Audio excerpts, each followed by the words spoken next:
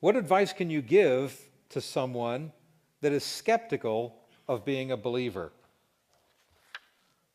Wow, that's kind of a wide open question. I suppose it would depend on what their area of skepticism is. But I would say in general that if someone is skeptical, identify what it is exactly that you're skeptical of. What is it that you don't believe? Do you not believe that there's a God? Well, okay, I believe there's a God. Well, then, okay, what is it then? Do you not believe that Jesus Christ is who he claimed he was? Do you not believe Jesus Christ is Lord? Well, yeah, I mean, there's all these different religions, and Christianity you got here, but everybody else thinks they're right too. And it's like, okay, fine. Well, at least you're narrowing down what it is the person's skeptical about.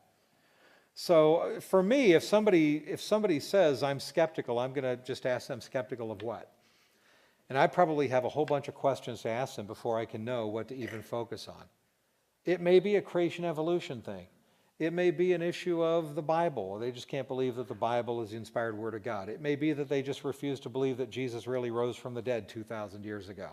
Whatever the issue is, I'll deal with that issue as it comes up, and that's what I would encourage you folks to do. If you get someone, I'm just skeptical, I just can't believe. Well, what are you having the hardest time believing? Just all of it. Okay, well then give me something. Oh, just everything. Okay, well, of everything that you're skeptical of, pick the one biggest thing that you're skeptical of, and let's talk about that. It's kind of going to be your job to zero them in to telling you, here's the hardest thing I have trouble believing. And then you go, okay, well then let's deal with that. And then, by the way, when you start answering those questions, the skeptic will tend to want to change the subject.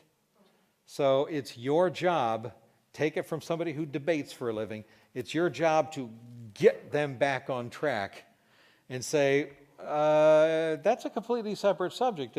If you are satisfied with my answers in this area, then let's move on to another area. But then, so do you therefore then accept that Jesus Christ really did rise from the dead?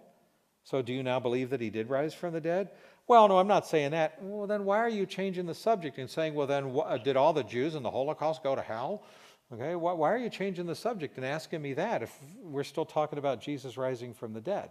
So don't let them drag you off into rabbit trails because they don't like the fact that you're kind of boxing them into a corner with some of your answers.